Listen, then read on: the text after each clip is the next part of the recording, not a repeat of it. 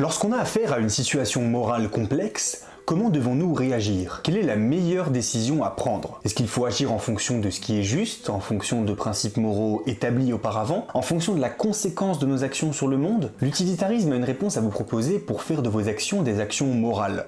En somme, des actions toujours bonnes. Vous devez toujours choisir la chose qui maximise le bonheur global. Ça, c'est la thèse que défend l'utilitarisme. L'utilitarisme, c'est quoi? C'est tout simplement un système éthique, autrement dit un mouvement qui veut répondre à la problématique de savoir agir avec morale. Tout cela est basé sur ce qu'on appelle le conséquentialisme. Entendez par là que notre système moral est bâti sur les conséquences de notre action. Si la conséquence de mon action est bonne, alors j'ai agi moralement. C'est Jérémy Bentham qui est le père fondateur de l'utilitarisme. Ce mec, il est né en 1748 et il part d'un constat de la nature humaine qui lui semble indiscutable. Tous les hommes veulent le plus de plaisir possible et le moins de douleur possible. Ils cherchent sans cesse à s'écarter de la douleur et à s'approcher de la jouissance. Ce constat est assez clair et pour Bentham, il ne fait aucun doute.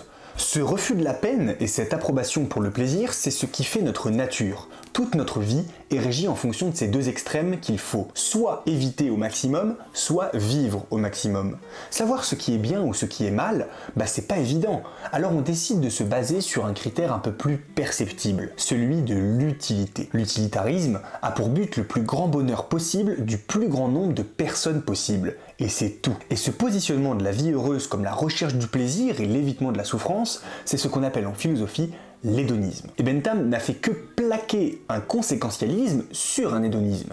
En gros, ce qui est juste, c'est que notre action est pour conséquence le plaisir du plus grand nombre. Jérémy Bentham voit l'utilitarisme en termes quantitatifs, en quantité si vous voulez. En somme, plus on accumule de plaisir, plus on est heureux. Mais le problème, c'est que savoir ce qui offre le plus de jouissance aux gens, c'est compliqué à déterminer. Pas de problème. Bentham a une solution, vous vous doutez bien. Et c'est quoi à votre avis? C'est de compter tout simplement. Faire un calcul des plaisirs. Le calcul hédoniste, il répond à 6 critères. L'intensité, gagner un match de foot c'est plus intense que de manger un bonbon. La durée, combien de temps va durer ce plaisir? Vivre une histoire d'amour stable, ça dure plus longtemps que de manger un bonbon. La certitude, quelle est la probabilité que ce plaisir se réalise? Si mon action a 80% de chance de procurer du plaisir, alors je dois la préférer à une action qui n'aurait que 20% de chance. La proximité.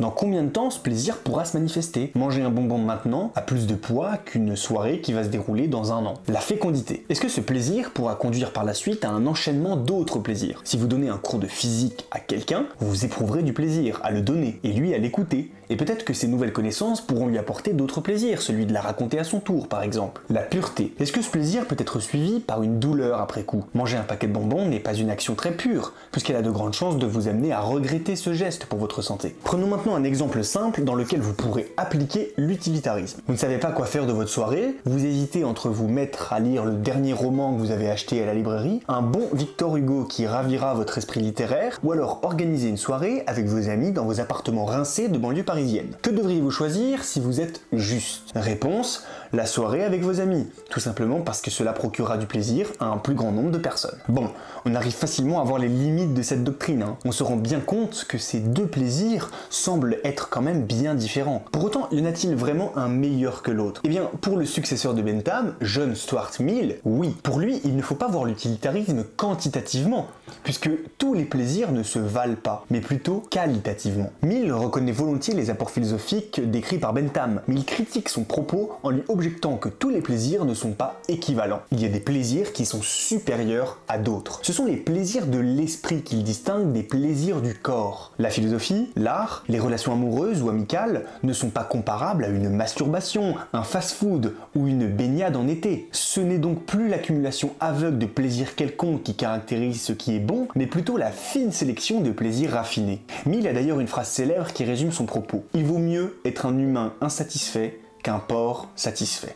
Et même si Jérémy Bentham et John Stuart Mill sont d'accord tous les deux pour dire que le critère de la moralité, c'est de pouvoir donner le plus de bonheur possible aux gens, pour le premier, ça passe par une accumulation de plaisirs, peu importe leur valeur, et pour le second, ça passe par un accès à des plaisirs de qualité supérieure. Alors pour reprendre notre exemple, si vous ne savez pas quoi faire ce soir, il est préférable pour Mill que vous preniez votre livre de Victor Hugo, plutôt que vous fassiez la fête toute la nuit et finir misérable.